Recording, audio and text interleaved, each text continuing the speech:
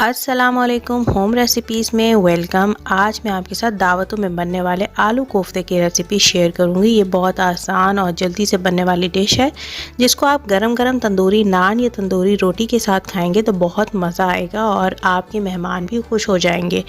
Video को and तक लाजमी देखिएगा, क्योंकि इसमें मैं आपको एक बहुत सी टिप्स देने वाली हूँ, जिससे आपको पता लगेगा कि आपके कोफ्ते परफेक्ट शेप में किस तरह से बन सकते हैं और ये पकते हुए ब्रेक भी नहीं होंगे। तो चलें, रेसिपी स्टार्ट करने से पहले मेरे चैनल होम रेसिपीज़ को सब्सक्राइब करें, लाइक करें, वीडियो को शेयर करें और बेल आइकन को दबाना हरगिज़ मत भूलें। तो चलिए रेसिपी स्टार्ट करते हैं।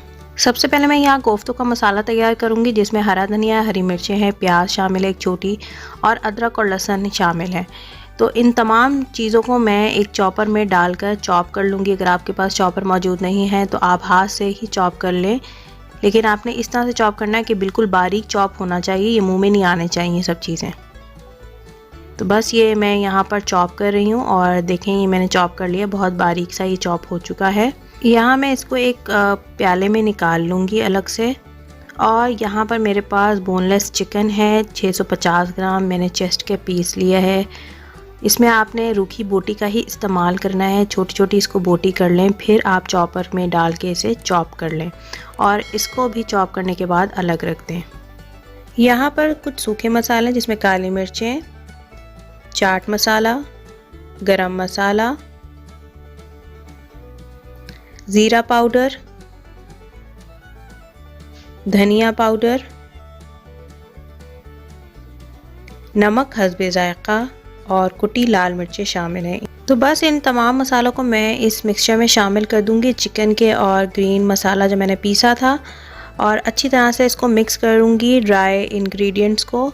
और साथ ही मैं एक अंडा भी शामिल कर दूंगी, जो कि बाइंडिंग का काम करेगा। और 1 घंटे या आधा घंटे आप इसको फ्रिज में छोड़ दें, ताकि ये अच्छी तरीके से इसी मसाले में मैरिनेट हो जाए। फिर हम इसको निकाल कर इस तरह से इसके बॉल्स बना लेंगे। आपकी मर्ज़ी है, आप चाहे बॉल्स बनाएं या इसको कबाब की शक्ल दें। तो मैं इस तरह से इसको बॉल्स बना के इस तरह से रख दिया है। और अब मैं मसाला बनाऊंगी, यानी कि ग्रेवी कोफ्तों के लिए। तो आधा कप मैंने यहाँ पर कुकिंग ऑयल ले लिया है, और प्याज मैंने ली थी 2 मीडियम, और बारीक काट कर मैंने इस तरह से इसको ब्राउन कर लिया और अलग से एक प्लेट में निकाले ताकि ये ठंडी हो जाए। अब मैं पेस्ट तैयार करूँगी इसकी, जिसमें मैं दही का इस्तेमाल कर रही हूँ और 1 मीडियम साइज़ का टमाटर मैंने ले लिया। इन तमाम चीज़ों को, प्याज, टमाटर और दही को मैं एक ब्लेंडर में डाल के ब्लेंड करूँगी।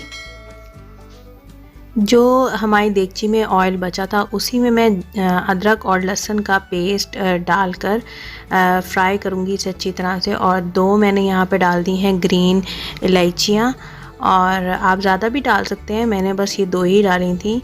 यहाँ मैं हल्दी डालूँगी आधा चाय का चम्मच, और यहाँ पर फिर मैं लाल मिर्चें डाल दूँगी 1 टेबल स्पून के बराबर।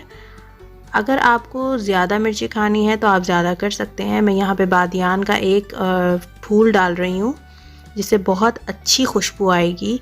बस ये मसाला जो है वो नीचे लगना नहीं चाहिए। इसको भूनते भूनते ही हमने जो प्याज, टमाटर और दही का मसाला तैयार किया था, यानी पेस्ट तैयार किया था, वो शामिल कर दें।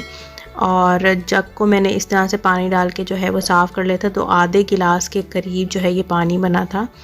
इस तरह से आपने डाल देना है और मीडियम फ्लेम पर आपने इसे पकाना है। यहाँ पर मैं आलू काट कर डाल रही हूँ। 2 आलू लिए थे मैंने, जिसको वेजिस में कट कर लिया था। नमक हस्बे ज़ायक़ा शामिल करना है। यहाँ पर मैं कौरमे का मसाला शामिल कर रही हूँ 1 टेबलस्पून के बराबर, जिससे बहुत अच्छा इसमें एक टेस्ट आ जाएगा। अगर आप नहीं डालना चाहते हैं तो मत डालें, ये सिर्फ़ और सिर्फ एक टेस्ट को अच्छा बनाने के लिए डाला जाएगा।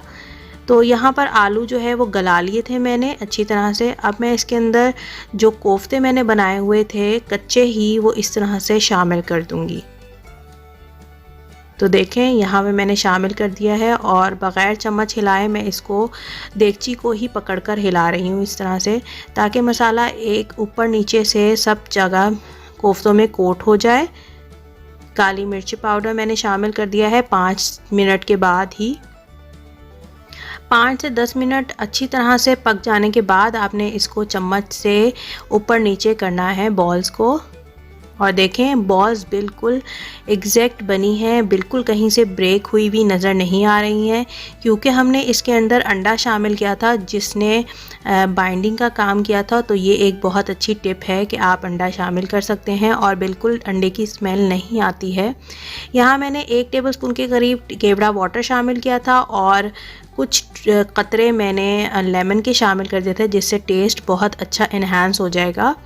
बस इसे दम पे पकाएं और डिश आउट करें। तो देखा आपने आलू कोफ्ता करी कितनी आसानी से और जल्दी से रेडी हो जाती है। ये दावतों के लिए बेस्ट एक डिश है और बहुत प्रेजेंटेबल भी है। तो आज ही अपनी दावतों में, घर में, पार्टीज़ में बनाएं, बच्चे बहुत शौक़ से इसको खाएंगे। अगर आपका दिल कोफ्ते खाने का नहीं है तो आप इसी मसाले से कबाब भी बना सकते हैं और उसको फ्राई करके भी खा सकते हैं। और अगर आप इस कोफ्तों को सेव करना चाहते हैं तो जिस तरह बॉल्स बना के हमने कच्चे मसाले के रखे थे उसी तरह से उसको फ्रीज़र में रखें और उसको ज़िप-लॉक बैग में रख के स्टोर कर लें। तो चलें चलती हूँ एक नई रेसिपी के साथ फिर मिलूँगी। मेरे चैनल होम रेसिपीज़ को सब्सक्राइब करें, लाइक करें, शेयर करें, कमेंट करें और ज़्यादा से ज़्यादा वीडियो को शेयर करें। बेल आइकन दबाना हरगिज़ मत भूलें। दुआओं में याद रखिए। अल्लाह हाफ़िज़।